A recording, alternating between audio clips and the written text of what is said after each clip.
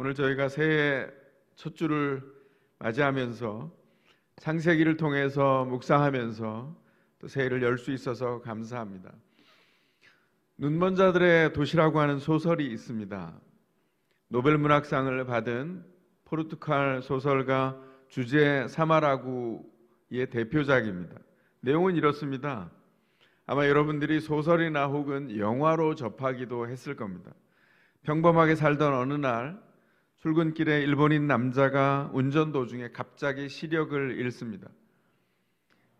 이 사건은 시작에 불과했습니다. 갑자기 시력을 잃었는데 그냥 정상적으로 시력을 잃는 것과 다른 것은 정상적으로 시력을 잃는 사람들은 눈앞이 새까매지지만 웬일인지 이때 시력을 잃은 사람들은 눈앞이 하얘집니다. 그래서 보는 모든 게 하얗게 보이는 그런 증상이 나타났습니다. 이 일본인 남자를 데려다 준 남자가 또 눈이 멀게 됩니다. 그를 찾은 병원 안과 의사도 시력을 잃습니다. 이와 같은 증상이 급격하게 증가가 됐습니다. 정부는 이 눈 머는 병이 전염성이 있구나, 그 전염을 염려해서 눈먼 자들 모두를 격리 수용소로 보냅니다. 눈먼 안과 의사인 남편이 수용소로 보내졌습니다. 그러자 그의 아내가 눈이 멀지 않았지만 눈이 먼 것처럼 이야기하고 남편을 지키려고 수용소 안으로 들어갔습니다. 수용소 안에는 모든 사람이 눈이 멀었습니다. 이 의사의 아내만 눈을 떠서 볼 수 있습니다. 사람들이 눈이 멀자 사람들은 거칠어집니다. 문명에서 멀어집니다. 수용소에서는 계속해서 싸움이 일어나고 끔찍한 혼돈이 계속됩니다. 견디다 못해 이 안과 의사의 아내가 몇몇 사람들을 이끌고 수용소를 어찌어찌 빠져나옵니다. 하지만 수용소 바깥도 마찬가지입니다. 도시는 이미 눈먼 이들로 가득합니다. 이들은 눈이 멀어서 음식을 찾으려고 길거리를 헤매고 있고 아무 데서나 배설을 합니다. 개들은 길거리에서 죽은 사람들의 시체를 뜯어먹는 참혹한 광경이 이어집니다. 소설이 이렇게 진행되다가 어느 날 우연히 다시 눈을 뜨게 되는 것으로 소설이 마무리되는데, 이 소설 안에서 주제 사마라구가 전달하려고 하는 메시지가 있습니다. 우리는 처음부터 눈이 멀었고 지금도 눈이 멀었다고 생각합니다. 볼 수는 있지만 보지 못하는 눈먼 사람들이라는 겁니다. 이 소설은 본다라고 하는 것이 단지 드러난 것을 넘어서 삶의 본질을 보는 문제다라는 것을 말하고 있습니다. 눈먼 자들의 도시는 소설가의 상상이지만 실제로 우리가 사는 모습을 반영한 것입니다. 하나님이 보게 하신 것들을 믿음으로 보는 한 해를 우리가 준비했으면 좋겠습니다. 오늘 이 본문을 통해서 우리가 보려고 하는 핵심은 이것입니다. 신자는 종말에서 시작합니다. 신자는 믿음으로 세상을 봅니다. 신자의 인생은 시작해서 우연스럽게 지나가다가 끝나는 것이 아니라 신자는 구원받은 끝에서 먼저 살아갈 인생을 먼저 바라봅니다. 이것을 사명 확인이라고 말합니다. 신자는 우연을 기대해서 살지 않습니다. 얻어 걸린 인생을 살지 않습니다. 주님이 다시 오시는 날, 그 종말의 날이라고 하는 끝을 보고 끝을 향하여 걸어가는 것이 신자의 인생입니다. 그래서 구원받은 신자는 종말론적인 삶을 산다, 이렇게 얘기하기도 합니다. 모세는 시편 90편 12절에서 이렇게 기도했습니다. 우리에게 우리 날 계수함을 가르치사 지혜로운 마음을 얻게 하옵소서. 신자가 되었을 때 우리는 끝으로 가서 끝에서 시작합니다. 교회는 늘 예수 그리스도의 통치가 완성되는 종말의 자리에서 자기의 인생과 모든 세계를 전망했습니다. 그래서 예수 그리스도의 통치가 완성되는 그 끝에 교회의 부르심과 교회의 일원인 개인 신자의 부르심이 거기다 있습니다. 이렇게 우리가 정리를 먼저 하면서 오늘 본문으로 들어가 보겠습니다. 창세기는 이렇게 시작합니다. 태초에 하나님이 천지를 창조하셨다. 이 문구는 하나님의 장엄한 창조 역사를 나타냅니다.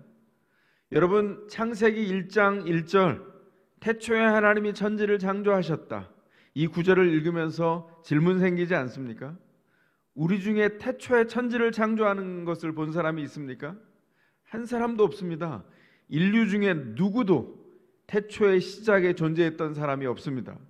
그렇다면 도대체 하나님이 천지를 창조하신 일을 어떻게 알게 되었습니까? 우주의 기원과 창조는 믿음의 세계입니다. 그래서 모든 기독교인들이 세상을 어떻게 바라보고 이해하게 될까요?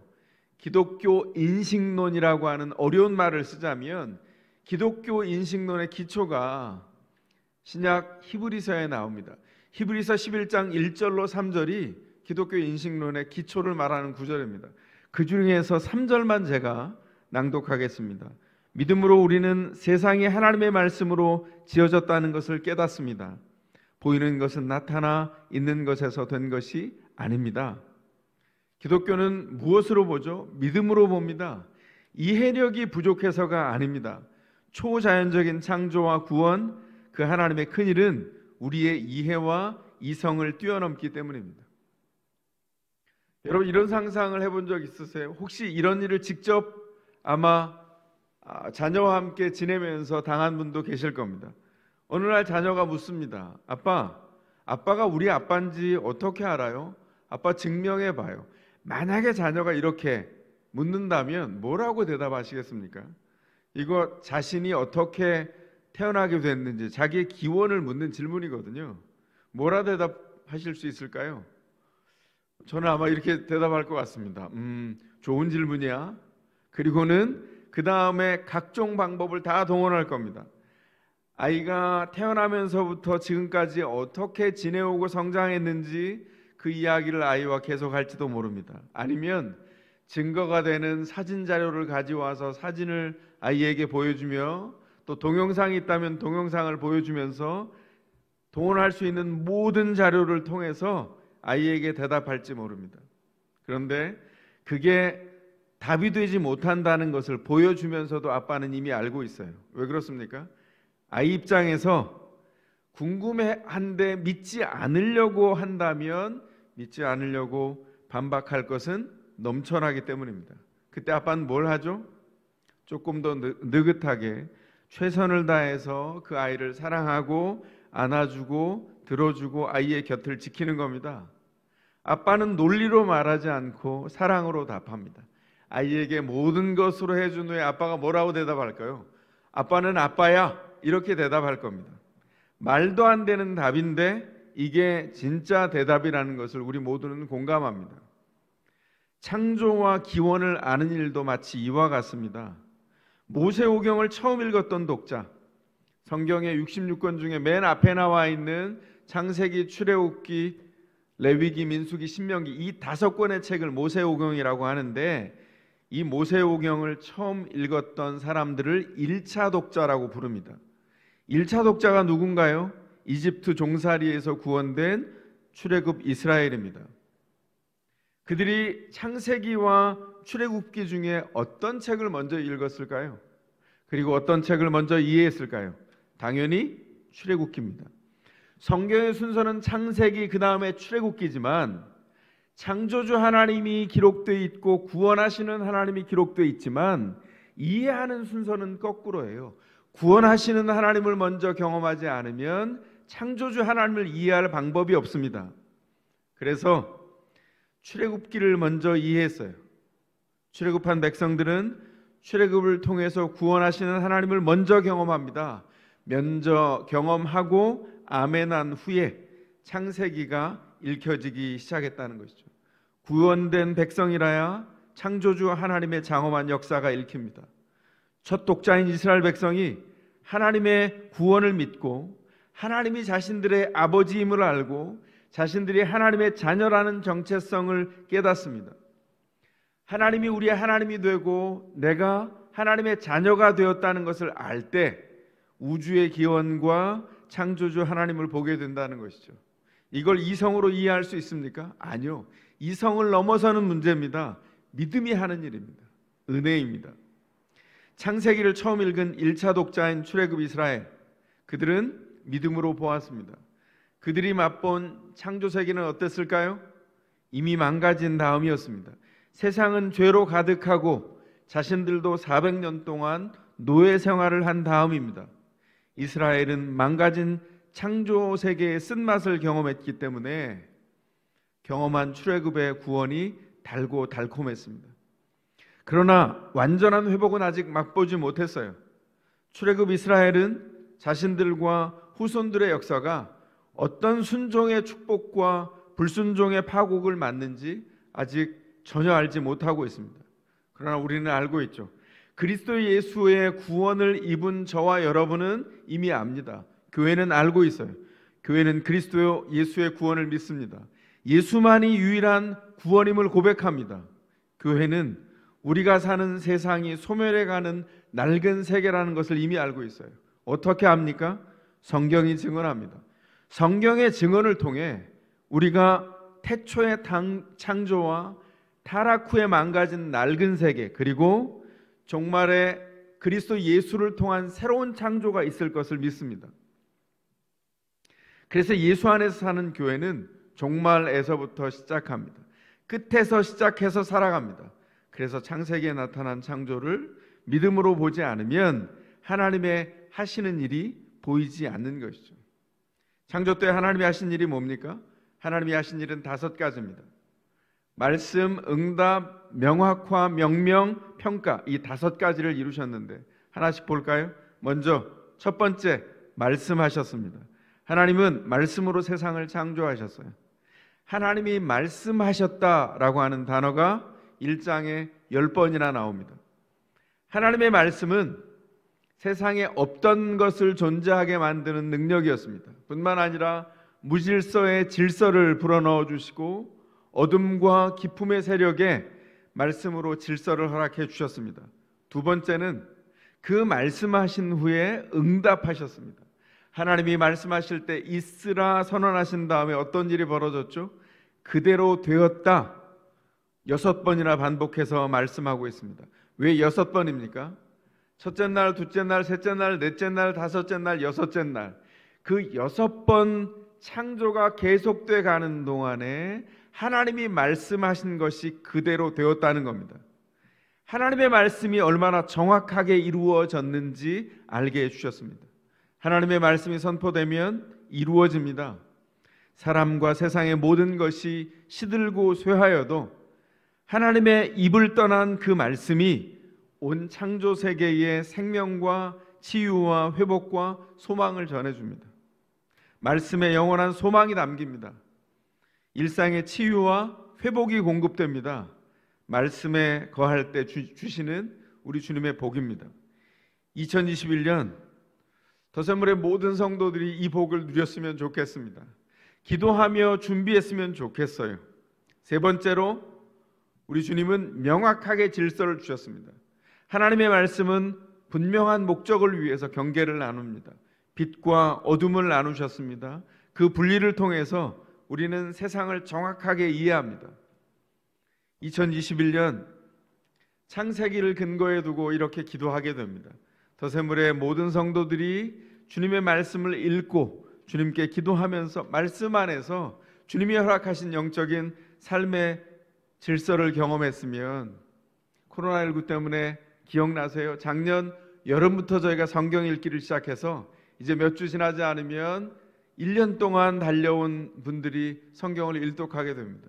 그 은혜가 또다시 우리가 3월 첫 학기를 다시 시작할 때 반복되었으면 좋겠어요. 하나님의 말씀은 화수분 같아요. 하나님의 놀라운 진리를 읽을 때, 묵상할 때 끊임없이 겸손하게 받아들이게 합니다.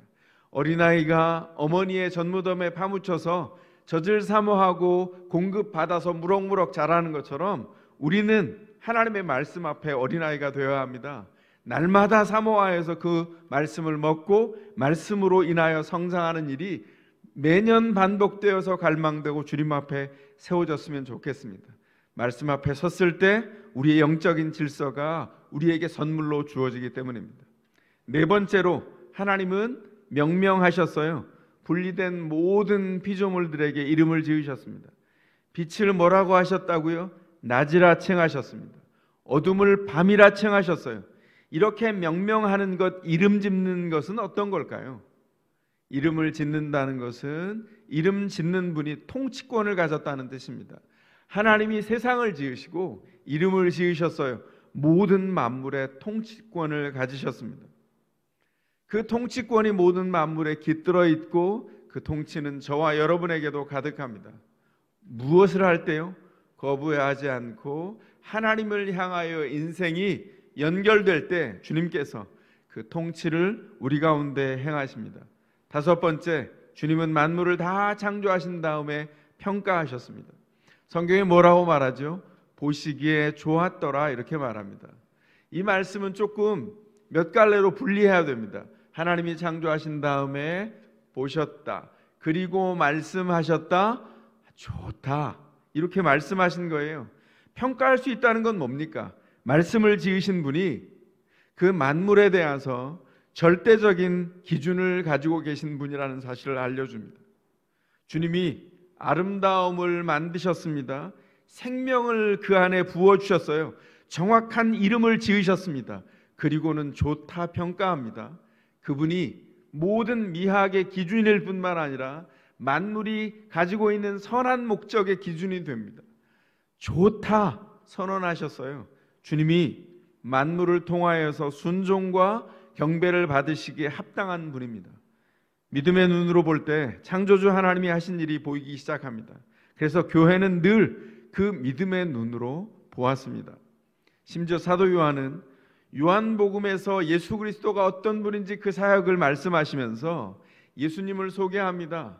그런데 어떻게 소개를 시작하죠? 예수 그리스도를 창세기를 끌어와서 소개합니다. 요한복음 1장 1절입니다. 태초에 말씀이 계셨다.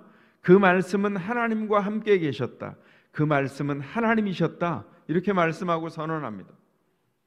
창세기를 아는 사람이라면 요한복음 1장 1절을 읽을 때 창세기 1장 1절이 떠오르는 것은 너무나 당연합니다.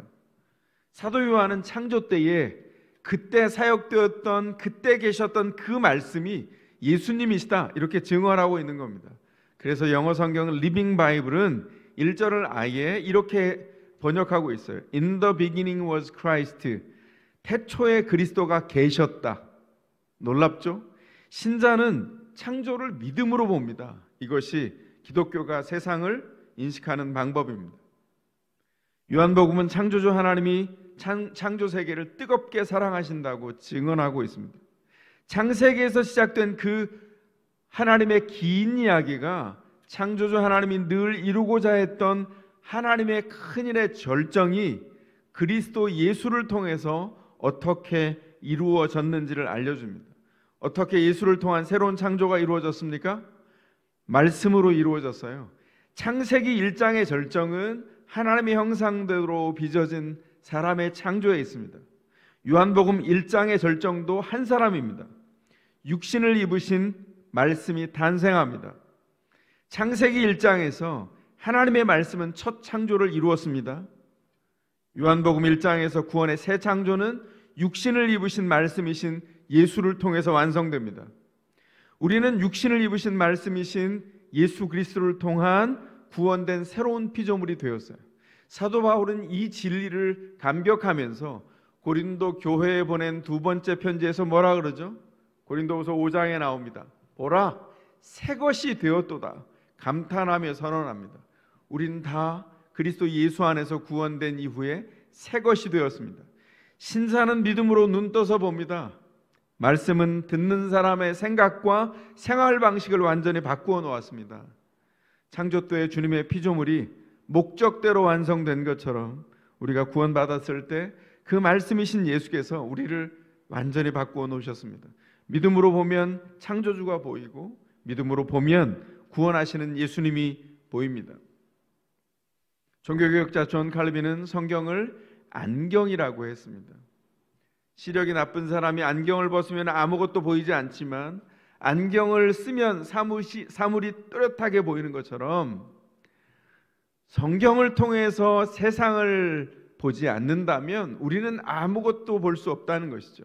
그러나 성경을 읽고 성경의 안경을 쓰고 일상을 다시 한번 쳐다볼 때 일상에서 새로운 영적인 세계가 보이기 시작한다는 것이죠. 신자는 믿음으로 눈 떠 보기 시작합니다. 사랑하는 성도 여러분, 2021년에는 우리가 이렇게 기도하며 이 삶의 열매가 있었으면 좋겠습니다. 뭘까요? 믿음으로 봅시다. 믿음으로 볼 때 일하시는 하나님의 역사가 보입니다. 그러면 염려에 눌리거나 두려움의 포로가 되지 않습니다. 어떤 믿음의 선배 목사님이 이렇게 묵상하신 적이 있어요. 내가 벽을 만났을 때 주님 앞에 기도했다. 그랬더니 벽은 그냥 좌절하라고, 이제 더 이상 갈 수 없다고 낭망하라고 있는 것이 아니라 벽은 뚫고 가라고 있는 것이었다. 믿음의 담력이 대단하죠. 성경의 세계, 믿음의 세계에 들어와서 눈뜬 사람만 할 수 있는 고백입니다. 벽을 만난 것 같은 난관에도 길을 내시는 주님과 동행할 수 있었으면 좋겠습니다. 벽에 부딪혔을 때 2021년도에는 영적으로 준비해서 눈을 떠서 그 벽 한가운데로 시온의 대로를 내시는 주님과 동행하는 복을 누리시는 놀라운 은혜가 여러분과 제게 있기를 주의 이름으로 축원합니다.